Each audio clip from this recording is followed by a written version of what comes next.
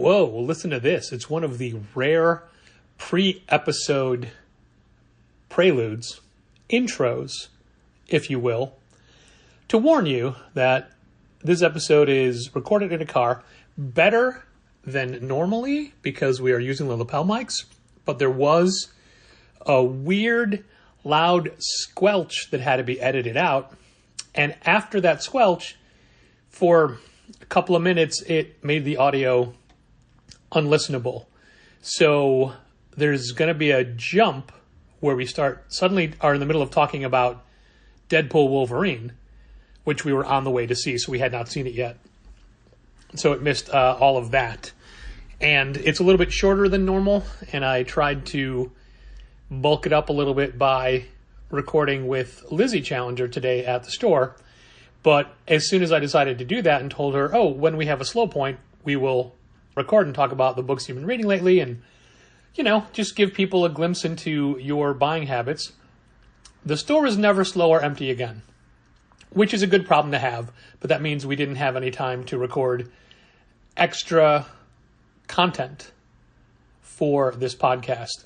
I do, however, want to say that the first main topic we get into about Marvel QR codes, that is now a non-story because this is now that we recorded that on Thursday, and I'm recording this right before I post the Patreon edition, literally minutes before the Patreon edition is supposed to go up, where it has been announced that Marvel is not doing QR codes moving forward. It was just for the introductory X-Men titles, and they never planned to go further.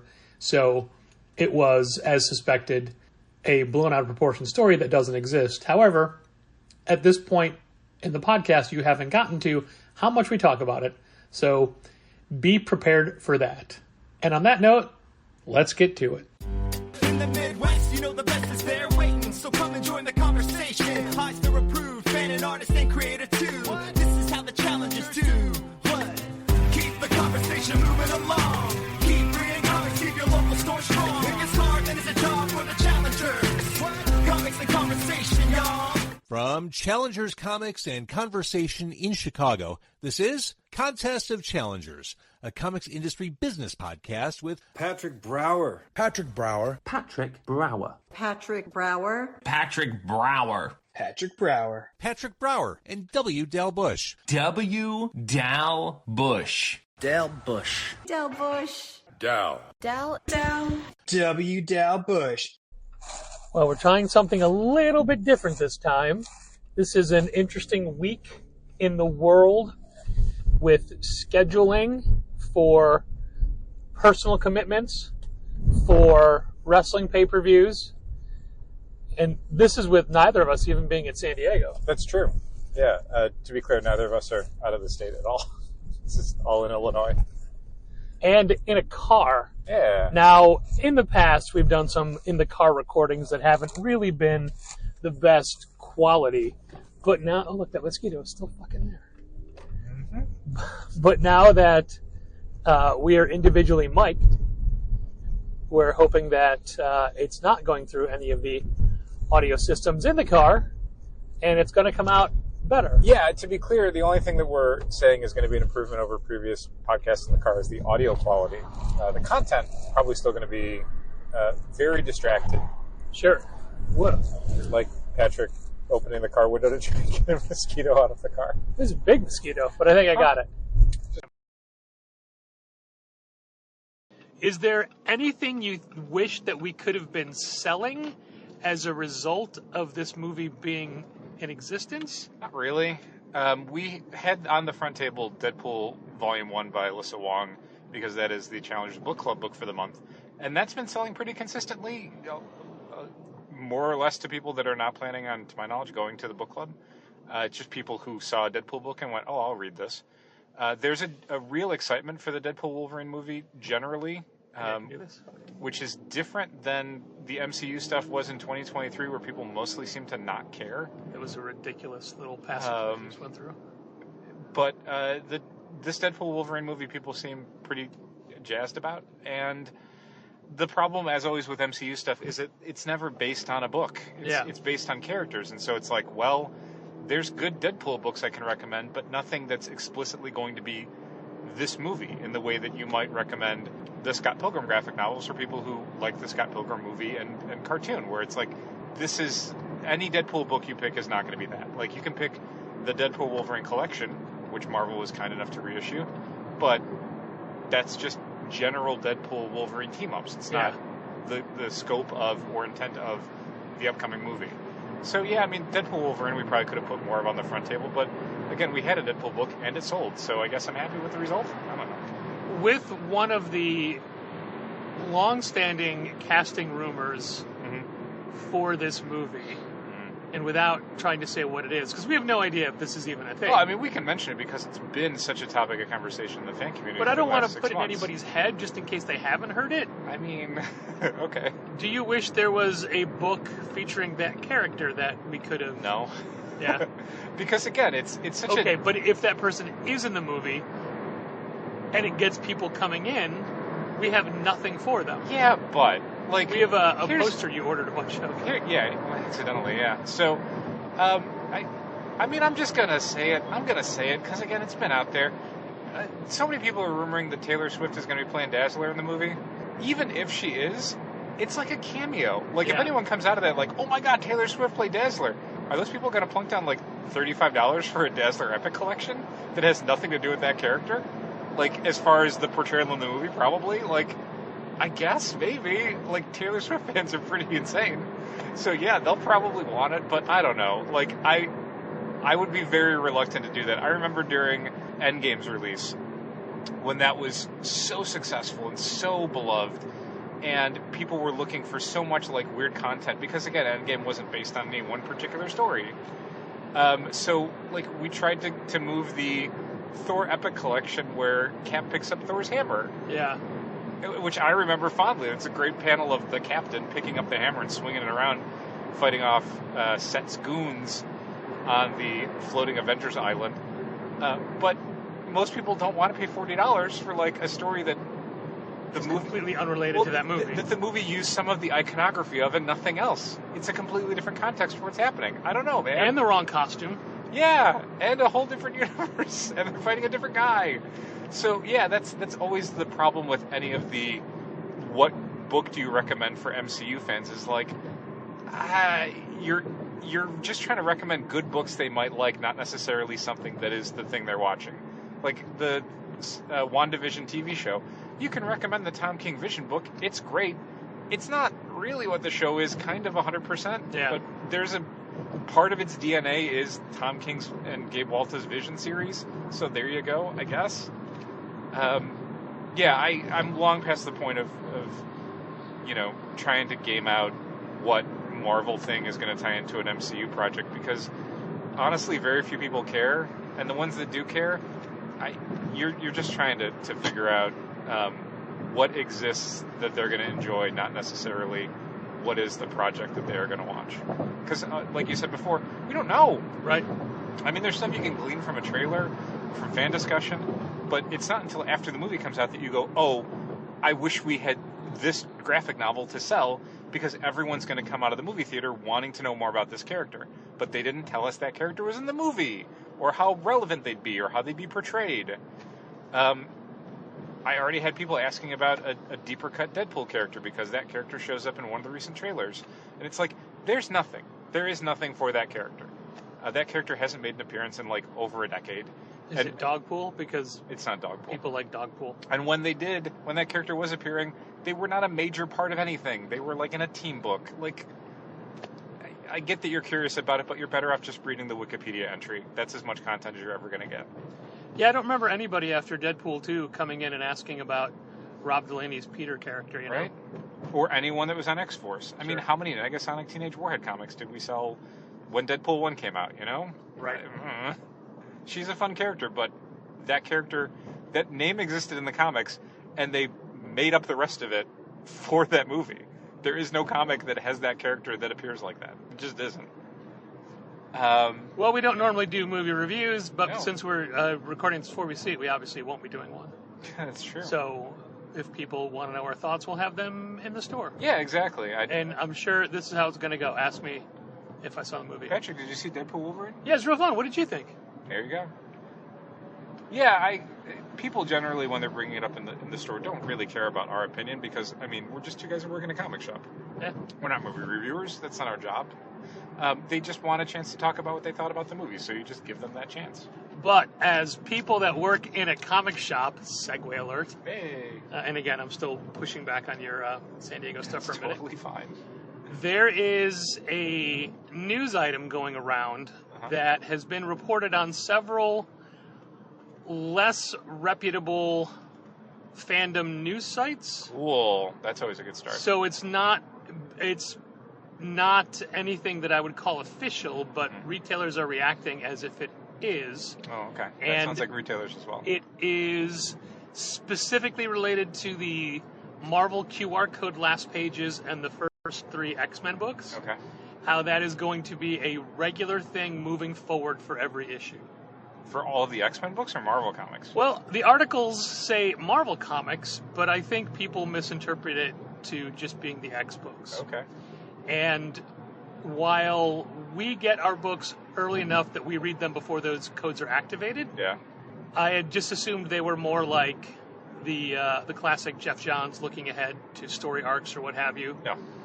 No, they're not. They are, in fact, people call them post-credit scenes, Yeah. but they're story elements. Yeah, I went back and looked at the X-Men number 1, and it is a genuine story page. That is, it's a post-credit scene. It's leading into something else. Yeah, shadowy characters that you'll find out more about in future issues, saying something cryptic that will have relevance down the line. That was exactly what NYX was. So, yeah, and that's why I didn't do the one. I think Phoenix had one too. I didn't read the ones in Phoenix or NYX because I read the X-Men one and went, there's nothing here, you know? Like, it's just a tease. Fine. Like, if I was sitting there reading the comic, it's not like I wouldn't read that page. But I'm not going out of my way 3 days later to pick up my phone and a copy of the book and go, okay, what was that page? Right. I frequently Don't need read it my that bad. comics where I don't have my phone with me. Sure. My phone's in a different room or somewhere else. Yeah. So I'm not ready to pull out, and even if they were active, to Right. scan a QR code. Yeah. And people are railing against. Well, Dan Buckley said that they're trying to get people to get into comic shops, and this is promoting digital because this will be in the Isn't it? collections. It's not though, and I think it honestly is promoting the physical book because you can't get the code unless you get the book. I mean, it's not even like, I don't think it's promoting anything. It just feels like a gimmick. Like, I can't imagine it's going to make people move to digital. Like, you don't need to, I don't think, log into Marvel or anything. You just scan the it's a QR QR code and code. it takes you to a specific address that doesn't go live until the Wednesday of release. And yeah, it'll be in the collections down the line, which, fine. I don't mean, know. we sell those. I don't actually think that they are in the digital versions of the books, like those final pages. I mean, Well, I mean, no one buys single issue digital books anymore anyway.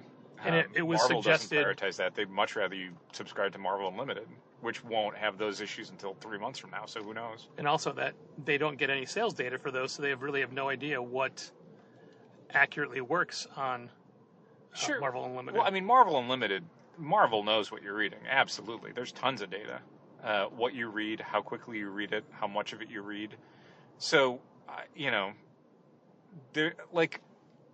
what a subscription service is usually looking at is what is the content that is getting people to keep their subscription active. Like, if you don't read a bunch of stuff, it's Jeff. or you read stuff but you churn out and you don't renew your subscription, that's bad. If you are reading a specific ton of stuff and you stay subscribed, that's good. So they're kind of looking at the people who are staying subscribed. What are they reading? What is keeping them stuck to this platform? So they'll probably commission more of that. So if there aren't, if a book like, I'm just going to pick a book at random, Spider-Woman's on the bubble, and the print sales are not great. They're not terrible. They're just not great. But it turns out like everybody on Marvel Unlimited is reading Spider-Woman as soon as it posts, and those people are keeping their subscriptions going. Someone internally is going to be like, can we find a way to make the math on a print edition of Spider-Woman work because it is valuable to us? So they have data like that. It's just probably not as valuable. It's not like 100,000 people reading Spider-Woman every month on Marvel Unlimited is equal to 100,000 people buying it in the stores. Yeah, sure. It is worth significantly less. But it's worth something. Luckily, all those creators get royalties from the books that the statistics know that they read. No idea how any of that works as far as contracts go, but I assume that no one at Marvel is getting any royalties for anything anymore. I assume as well. Yeah, I guess retailers would find a reason to be mad about the QR codes in the back of Marvel Comics leading to new pages. I think it's just a gimmick. You like it or you don't. It doesn't matter to me. I don't think it's, selling more books or getting people to buy less books. It's just a gimmick. Yeah. Shockingly, my opinion is I don't care. Yeah. It is not. You're still getting your 20 pages of story for your money. Yeah, it's not like the QR code comes in the middle of the book. Yeah. It's not a double-page spread that you need to go to understand the rest of what's happening. It's not like the page before is the main character looking, going, oh, it's you! And then the next picture is blurred out with a QR code in the silhouette. Yeah, there's virtually no MCU movie I've ever seen where you need to have watched the post-credit scenes, It doesn't necessarily resolve a bunch of stuff in the movie, and the stuff that it's teasing, you'll find out down the line. Or not. Like, you stick around for Thor: Love and Thunder, hey, Hercules shows up for the last couple of seconds. Cool. That movie came out, 3 years ago, and, Hercules hasn't shown up in anything. When he shows up in something again, I'm sure they will establish who Hercules is and why he's there. If you caught this scene, great. I will if you say, didn't, who cares? I think that a lot of times post-credit scenes are fun. Sure. And I don't know that these pages I would call fun. Yeah, again, it's... I say pages. I've read one. There's kind of two kinds of post-credit scenes for MCU-style stuff. There's the stuff that is explicitly setting up future material. The Hercules thing at the end Thor's of Thor: Love and hammer Thunder. in the middle of the desert. In Iron Man 2. Yeah, so stuff like that, which is, I think, again, what it seems like the first few pages they've used the QR codes for are. But then there's the fun stuff, which my all-time favorite one is the end of Spider-Man Homecoming, where it's just Cap showing up to tell you that you wasted your time waiting for him. Yep. That there is no, you're dumb. You're dumb for sitting through these credits. And it's yeah, perfect. That's a great use of it. It's the Ferris Bueller, why are you still here, go home. Exactly. Which Deadpool 1 both did as a joke, where it's literally the Ferris Bueller setup, but then it's also him going, oh, by the way, the next movie's going to have cable. So it's you got both. Yeah. You got a dumb thing making fun of you for sticking around and watching way past the credits are done, and then you also got a little tease of what's coming up in the next project. Again, none of this is crucial material. But also, there's been no confirmation of this from Marvel. Yeah. And I don't know that it's actually a thing that they're doing. Even Marvel, Tom Brevoort talks about it because it's his office that started doing it. They're kind of playing it by ear, seeing what this is and how it works. Because somebody had suggested afterwards, hey, you should put the QR code pages in the second print. And he's like, that's a good idea. We already started printing the second print, so that's not going to happen now. Yeah. So we don't want to start doing it not having done it for the first couple. So even that's a thing where, they're flexible on this. They're trying to figure it out. What works? What makes the readership most engaged with it? Sure. Well, that was the one big quote, news story. Sure. That's gossip mongering. I love it. Up in the last couple of days. I love it so much. Hey, Dal, I heard a rumor that it's San Diego Comic-Con this weekend. San Diego Comic-Con is happening this weekend in San Diego, California. Is that a point where news comes out? A little bit. The one thing I read this morning, which isn't necessarily a huge news item on the level of rampant speculation. About QR codes. About QR codes and retailers being mad about stuff. Dark Horse is in 2025 picking up the license comic-wise for both Magic the Gathering and Dungeons & Dragons. Magic from Boom, Dungeons & Dragons from IDW. Okay. With, I'm sure, huge launches planned. Wow, that means so little to us as a store. Yeah, I'm sure Jim Zub will be fine getting a paycheck from another company, though. Yeah, I mean, we sell those two properties combined, including all variant covers. Yep. We sell maybe 10 copies an issue. Yeah, of both of those things together. A month. Yeah. We sell 10 comics a month from Dungeons & Dragons and Magic combined. Yeah. Shelf copies, we sell maybe 2. Yeah, the only thing about it that's sort of interesting is that what we've seen recently with a lot of these licensed properties is that as soon as they switch publishers, everyone gets real into it. Which has always been weird to me, but okay. So weird. The weirdest thing in the world is that the Larry Hama G.I. Joe comic is selling 3 times what it was selling at IDW when it's the exact same comic book. The numbering even continued. Yeah. But everyone jumped on because it was at a new publisher, so it seemed like a good jumping on point, and there was promotion for it. So yeah, I would assume that depending on what Dark Horse does with the properties and who they get, I'd assume we're probably going to sell a little bit more for the first issues of both of those, D&D and Magic. And then it will very quickly find the nearly subscription-only level that it's existed at for the last few years. And look, even though I immediately negatively said, that doesn't do anything for us, I would love it if it did. Sure. I mean, I don't see why it couldn't. as a reader, I'm never going to read those books. It's just not my layer of interest. But No. I would love for it to have connected and found a greater audience. I don't ever want a comic to fail, Sure. unless it's one of those like horrible small publisher presidential based fighting books Correct. or whatever. Yeah, the concept of like D&D and Magic comics is always a little strange to me. Magic, because I know it's got a huge cosmology and a lot of myth behind it and a lot of lore, but it's also a card game, so I never really think of it in terms of like, oh, I'd love to know more about these characters and the background of this universe and multiverse. So that's always been a little weird to me. The Dungeons and Dragons thing, I really don't get, because Dungeons and Dragons it's a framework, it's a rule set, it's a place for you to tell your stories. Like a D&D comic to me is like someone coming up to you and telling you about their campaign. Why would I want that? Yeah, but that's so popular now. And that's what's always been weird, is not always, but recently weird, is like the actual play stuff of, Critical Role and those sorts of companies where you're literally watching someone play D&D.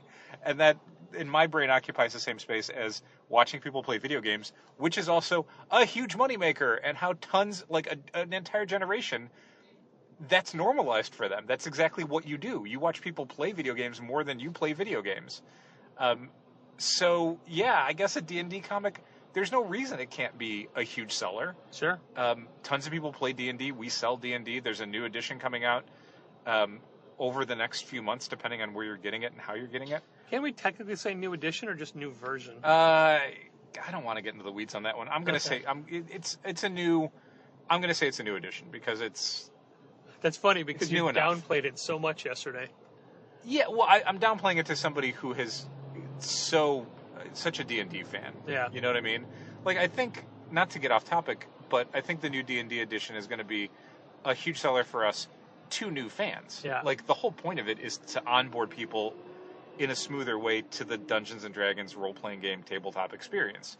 It's not necessarily for people who already have a suite of 5th edition books to suddenly upgrade. Like, I don't think it's going to be as valuable to them. They might be interested in it, but yeah, I don't think it's not like the old days where, 3rd edition comes out and it's like time to buy all new books. I don't think it's that, but we'll see. I want to quickly just make this aside to you. Based on this right here, I think we need to abandon both of our... You're probably right, Patrick. Yeah, both of our previous stops. Yeah, I figured it was... In this transportation. It was tentative. Yeah. Yeah. It is definitely one of the afternoon situations where you look at a map and it gives you a time, and as you then start your drive, the time just keeps increasing and increasing and increasing. Yep, as more and more people get on the road and change the estimate. Like us. We did it. We did it. We did It's this our to somebody else. It's definitely our fault. Somebody in another car is like, I can't believe it's going to take 15 more minutes than I thought it was going to. Well, at least I feel like with Magic and D&D going to Dark Horse, there'll be less covers. Yeah, I mean, probably 2, and that's it. Plus, like, incentive variants for, like, the first issues. But it's also funny to me how other properties have gone to Dark Horse seemingly to die. And by that, I mean, like, all the Miller World stuff. Right. Well, they were dying beforehand. Yeah. We were already kind of not carrying a lot of the Image stuff that he was doing, or at least not carrying it for the shelf.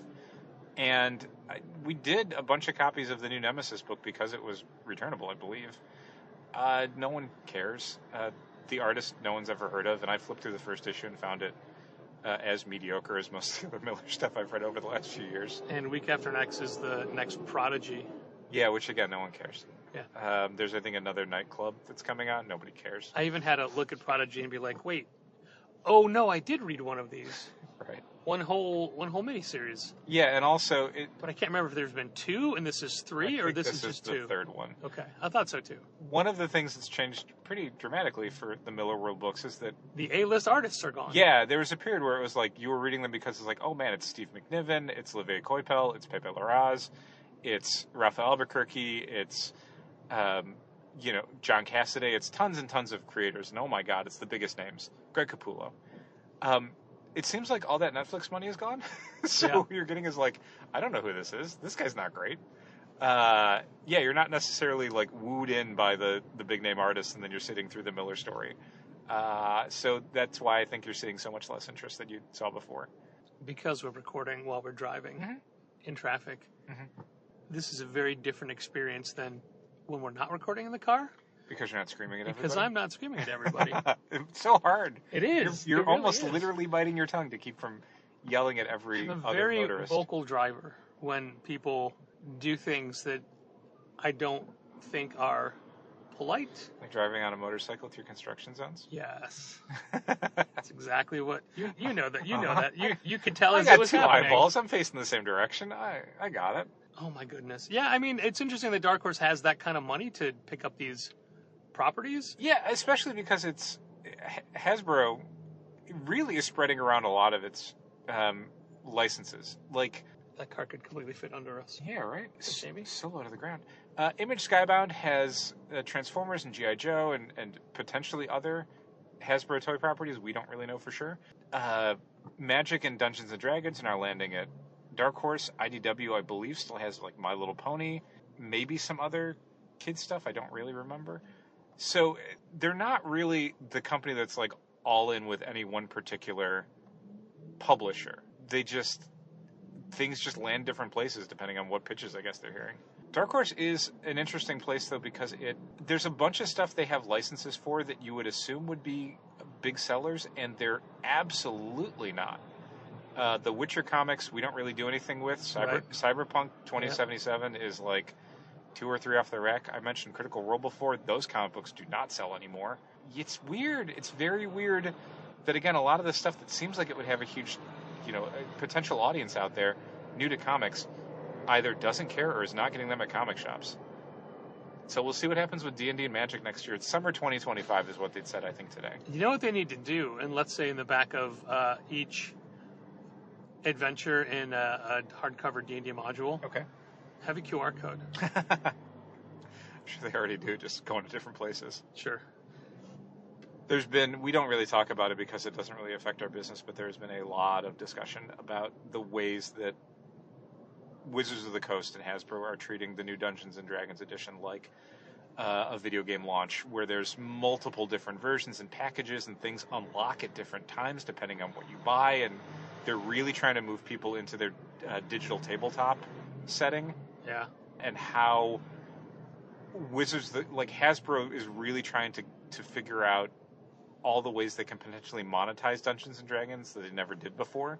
Because the thing that Hasbro hates is that you create your own game with Dungeons and Dragons. You buy a player's handbook or the DM's guide or monster manual or all of them, one of them, 2 of them, and then you never need to buy anything ever again. But don't they legally own all of the stories that you create in your campaigns? They do not, no. So they can publish their own versions of it? They don't, unfortunately. They don't have that technology yet, although I'm sure they're researching it. Isn't that how normal comic book publishing works? Scanning brains.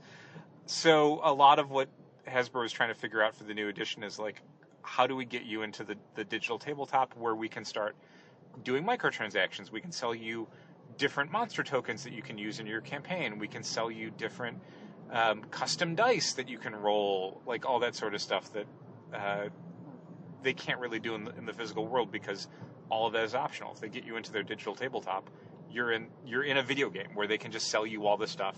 You can't bring anything to it. So that's a lot of the launch stuff for D&D is getting people really upset because they're doing stuff like, if you buy the digital edition of the Player's Handbook from Wizards of the Coast, it unlocks a few days early. So you get 72 hours of Ooh. That sort of stuff. Except the QR codes don't go active until the day of release. Maybe. You're pre-downloading it like you are a video game, and the video game doesn't go live until a certain day, and the book doesn't go live until a certain day. They're really looking at how video game publishers do things and saying that, but for D&D. And there's a lot of friction in that audience because of that. I get it. Sure.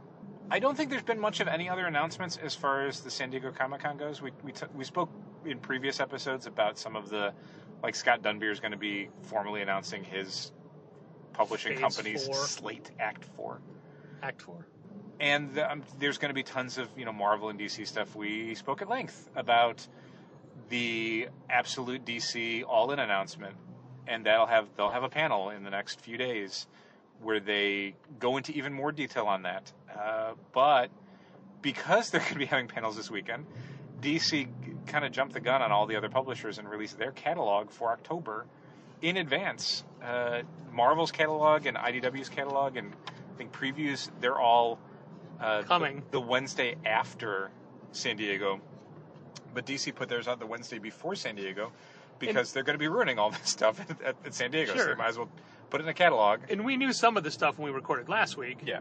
But then it wound up coming out, like we got the catalog the day after we recorded last week. Right. So there are significant changes to their creative teams. Yeah, which in fairness, like even though we got it then, I wouldn't have felt comfortable talking about it because it was not supposed to be released nobody to the else had public seen until it yet. Wednesday. We're not trying to scoop anybody. No. We're just trying to give our thoughts and to make sure you, the comic buying listener, know what to expect for future DC comic releases. Yeah, and if you want a copy of the DC Connect October 2024 catalog, we do still have copies at Challengers as of this recording. It's free. You can come in and just grab it. It's on the new release wall currently. It's got tons of cool art, variant covers, and process pieces for all the different books that are going to be coming out through October.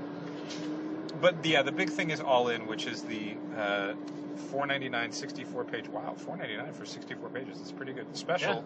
Yeah. Scott Snyder, Josh Williamson, Daniel Sampere, Wes Craig. It is the thing that is bridging the end of Absolute Power 4 and the beginning of the Absolute Universe. Like I think I'd mentioned before, my suspicion was that a lot of the details about the books would be held for San Diego and the DC panel this weekend. So while there are catalog entries for Absolute Batman, Absolute Superman, and Absolute Wonder Woman, it's basically just the cover images, the creative teams, and a one-sentence tease of what the book is. More details you will hear from Kelly Thompson and Scott Snyder and Jason Aaron at San Diego, I'm sure, as they start to explain a little bit more about like what their concept is for these characters and how they fit into this new universe of theirs. But like Patrick was saying, there's a bunch of other creative teams and updates that were done alongside because this is... DC's really treating October like a whole new version of their characters, and I guess versions may be the wrong way to say it. They know a refresh. Yeah, a fresh. Like this isn't that I know. Yeah, so All In is really what they're calling the month because that is not only the Absolute stuff, but it's also their main DC universe. So they're using the All In logo on a bunch of the solicits. They may or may not be putting them on the covers of the books. I don't know. That may be a Dawn of DC style thing where you see a banner on it for a few months. It may just be a slug they put on the cover 1 month. It may not be anything at all. They are doing a cool thing where all of the covers for the first issues for All In month have a cool, like the logo in the background, a character, full body character piece above, like standing on the logo, and then like a white background. So it really pops. And I think they'll look really good on the shelves. You'll see them and you'll go like, oh, this is the starting point for new storylines, new creative teams, new directions, new all sorts of stuff. Going through the catalog kind of in order. Some of this we talked about before, but it's worth reminding people of. Superman gets a new artist. Dan Mora joins Josh Williamson with Superman number 19 and a story called The Many Deaths of Doomsday. Dan Mora may be the most prolific artist in comics today. Seriously. He's very fast and very, very good. I like him a lot. Yeah, he's dynamic, he's sleek, but he's not overly busy or cluttered. Yeah, one of the interesting things that they're sort of doing with this is for Superman's new storyline, they're bringing in the Lois Lane Superwoman character kind of in the design of the All-Star Superman costume, which is neat. And it'll be interesting to see what that is and how that works and what that's doing. Some of the other stuff, there will be all-in covers and branding probably for other books that don't feature any creative changes. Like, for example, Wonder Woman 14 is the continuing story of the Sovereign that little story went on hiatus for the Absolute Power 3 issues. That's coming back. So while you could maybe jump on with Wonder Woman 14, I feel like it's probably not doing you any favors to have skipped the first 10 issues of this storyline. But it's available to you if you want. It's good, though. I really like it. Yeah, Action Comics 1070, again, Mark Waid, Clayton Henry.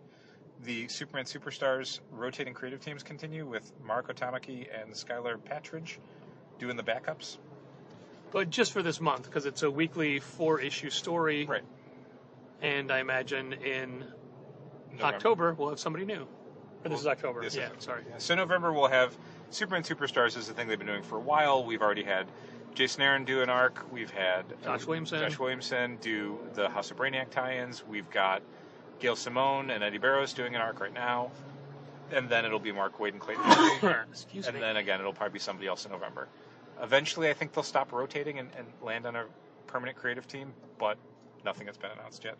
Detective Comics switches up to Tom Taylor and Mikkel Yannon. Yeah, very excited for those two people to come aboard. I think that Mikkel Yannon has kind of been wasted in the Justice Society limbo for the last 2 years. It's really like he stopped doing comics as far as I was concerned. So nice to remember that he still works at DC. The Nightwing 119 is the new creative team of Dan Waters, who's on One Hand. I think he's the One Hand writer. And he also did Homesick Pilots. I think he's the Six Fingers. Oh, okay. But yeah, Homesick Pilots. Yeah. And currently the Creature from Black Lagoon lives. Sure. Destro, he's writing Destro. Yep. And then the art's by Dexter Soy, who's a name I see around, but I don't remember from anything, and DC doesn't go out of their way to tell us other books Dexter Soy might have worked on. So we'll have to see what that looks like when it comes out, as far as what they're doing and how good it's going to be. Harley Quinn gets a new creative team, Elliot Kalin and Mindy Lee. Elliot Kalin, they do give us credits for Mystery Science Theater 3000 and The Flophouse, so not a comics guy. Well, maybe it was the Mystery Science Theater 3000 comic from Dark Horse. Maybe, or maybe he just works on the staff there. And Mindy Lee, who's the artist on Bounty, and Harley Quinn Everybody Hates Side Quests. I don't know what Harley Quinn Everybody Hates Side Quests is. That doesn't sound like a comic book I've ever read or sold. But it exists. It looks like Harley's also getting a new costume, which looks kind of cool. It honestly feels like a riff on the Punchline costume. She's got like a coat now, and yeah, it's hard to tell from that pose. Well, there's a David Nakayama cover, a variant that shows it off in a bit more detail, without the coat covering up and without her leaning over something, so you can't really see what's going on. And it's neat. I like that an artist is getting a chance to put her stamp on the Harley costume. Catwoman gets a new creative team, Torrin Grönbach and Fabiana Mascolo. Torrin Grönbach, kicking around for a while, did some of the Thor stuff after Donny Cates. Has worked on some of the Venom Carnage stuff alongside Al Ewing and I think Ron B. Specifically the Black Widow parts of it. Right, exactly. And she was brought into comics by Jason Aaron. Yeah, I think she had co-written some of the Valkyrie stuff with him before she moved on to Thor stuff. So Torrin Grönbach, a good writer, interesting writer. Should be fun to see what she's doing on Catwoman. I don't know Fabiana Mascolo for anything, and again, DC is not providing any credits for previous work, so don't know. And of course, all the covers are by other people, so they're not even showing you what the inside of this book with this new artist is going to look like. Let's hope good. DC is doing a Green Lantern Civil Corps special for the month of October, which we're going to be copying over to everyone who's getting Green Lantern because it is co-written by Jeremy Adams and Philip Kennedy Johnson. The two Green Lantern writers. Correct. Which I guess it's an escalation of what's been going on in the Green Lantern book. Green Arrow, number 350, written by Legacy Jeff Williamson and Chris Condon, because Chris Condon is the new writer, and it's also got art by Montos, who is the new artist coming up. Chris Condon from That Texas Blood, yep. And the Enfield Gang Massacre. But weirdly, what they're doing in Green Arrow 350 is, so it's both the current creative team and the next creative team is being credited, even though the current creative team art is by a fill-in artist. But the week after that, they're doing Green Arrow Annual 2024, which by is the normal creative team, which wraps up the current creative team's storyline. Yeah, like it's the final celebration of the Emerald Archer and the Green Arrow family, which we'll also be copying over. Yeah, because it feels like if you've been reading, 18 issues or whatever of Green Arrow, you're probably going to want the conclusion of that story by the creative team. But it's weird that it comes out the week after the baton passing issue 350. I would maybe have done that in the other order. Titans gets a new creative team with issue 16, John Layman and Pete Woods. Pete Woods I like a whole lot. Veteran Pete Woods. Yeah, one of the rare DC books where they're letting the interior artist also do the cover, so that's cool. John Layman from Chew. Exactly. And also from the other Chew.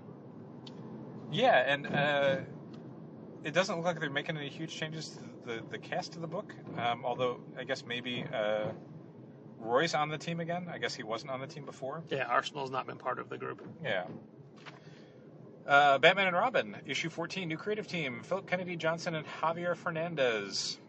The aforementioned Philip Kennedy Johnson. Yeah, Javier Fernandez, who's worked on Kingspawn, Nightwing. Philip Kennedy Johnson, who's been around DC for a while. And I almost honestly surprised they're keeping this book going. It doesn't feel like it has a huge place in the overall DC cosmology. It doesn't sell really well for us. It sells really, really poorly for us now. I think it's a solid book. I like its Damian focus. Yeah. But, yeah, I mean, you might as well just do a Damian book at this point, I guess. Birds of Prey. Maybe they're afraid it doesn't sell as well when it's not Batman and in front of Robin. Maybe, but, I mean, I think it's selling for us about what the Robin book was selling. Birds of Prey 14, get another rotating cast for the book. Out is Vixen and Zealot, I guess, again. In is Grace Choi and Onyx, alongside Megara, Big Barda, Black Canary, Oracle, and Cassie. They don't mention Cassie here. What about Oh, Sin? here we go. What about Sin? Undercover Cassandra Cain. Yeah, Sin's in it. That's the Megara character. What else is going on?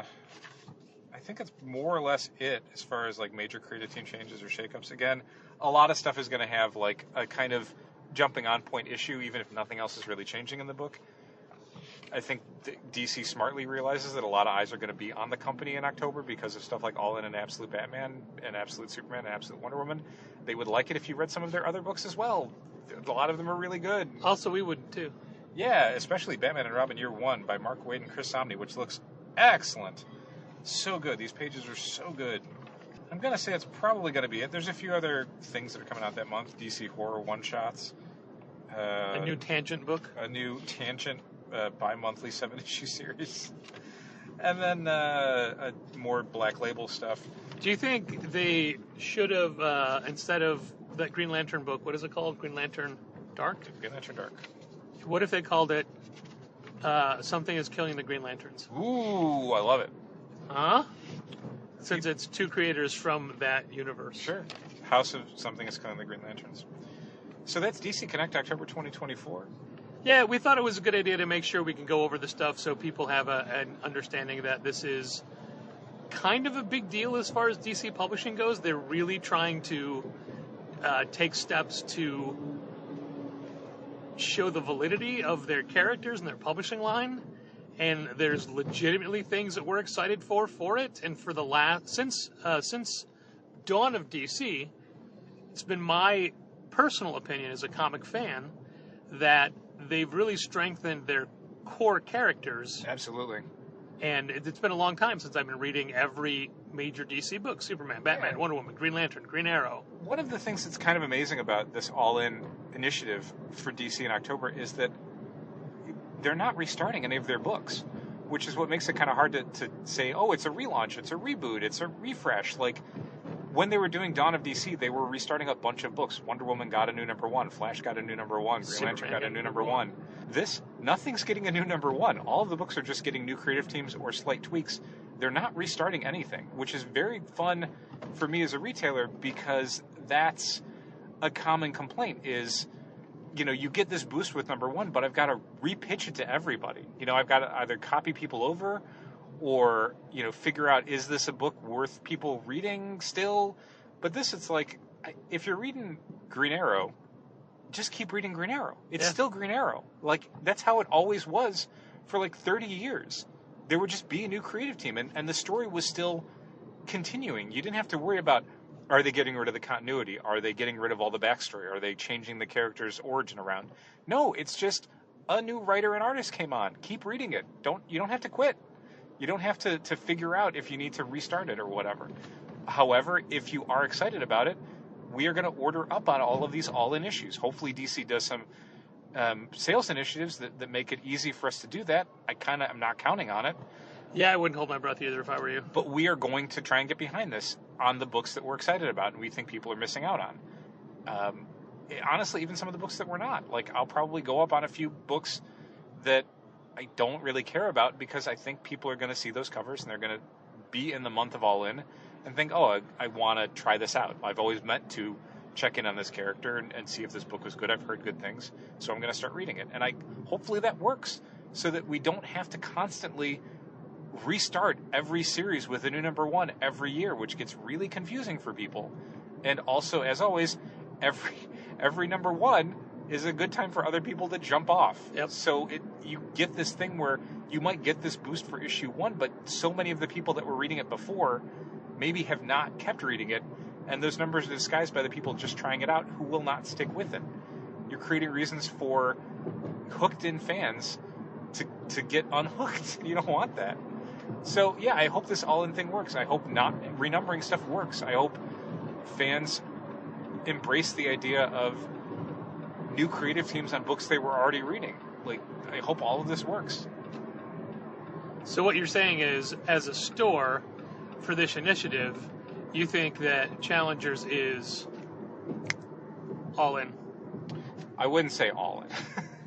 Let's not go crazy. But I am excited, and I hope it does well, and I think it's DC doing a lot of hopefully really smart things that pay off for them and us. Like, these would be nice things to see other publishers replicate if DC finds success with it. Agreed. And with that, I think we'll end it here for now. Thanks for listening. And keep reading comics. This has been Contest of Challengers. Thanks for listening. Keep reading comics. Challengers is located at 1845 Northwestern Avenue in the Bucktown neighborhood of Chicago. 773-278-0155. Keep up to date with new releases and events at challengerscomics.com. And help fund this podcast at patreon.com/challengers.